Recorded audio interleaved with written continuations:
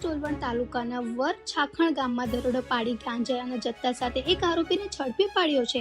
ચોક્કસ બાતમીના આધારે દુકાન ફળિયા ખાતેથી મિલન ડાયાભાઈ પટેલ નામના ઈસમને ગેરકાયદેસર રીતે ગાંજો રાખવા બદલ રંગેહાથ પકડવામાં આવ્યો હતો. પોલીસે આરોપી પાસેથી કુલ 334 ગ્રામ ગાંજો જપ્ત કર્યો છે, જેની બજાર કિંમત ₹16,700 આંકવામાં આવી છે. આ ઉપરાંત ₹5,000 ની કિંમતનો એક મોબાઈલ ફોન, ₹200 નો વજન કાંટો અને પારદર્શક પ્લાસ્ટિકની ઝીપ બેગ સહિત કુલ ₹21,900 નો મુદ્દામાલ જપ્ત કરવામાં આવ્યો છે.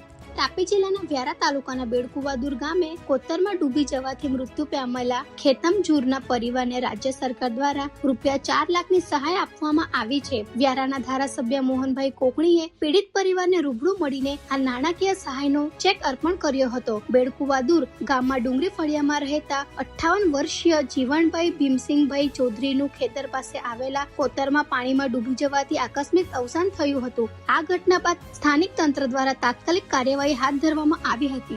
લોકસભામાં પેપર લીક વિરોધ બિલ પસાર થઈ ગયું છે. ચોમાસુ સત્ર દરમિયાન લાંબી ચર્ચા બાદ આ બિલ ધ્વનિમતથી પસાર થયું હતું. જો કે બિલ પર ચર્ચા દરમિયાન શાસક પક્ષ અને વિપક્ષ વચ્ચે ઉગ્ર બોલાચાલી થઈ હતી. લોકસભામાં વિપક્ષના નેતા રાહુલ ગાંધીના ભાષણ પર ભારે તણાવ જોવા મળ્યો હતો. સ્પીકર ઓમ બિરલાએ પેપર લીક વિરોધી બિલ પસાર કરવાની જાહેરાત કરી અને ગૃહને આવતીકાલ સુધી સ્થગિત કરી દીધું.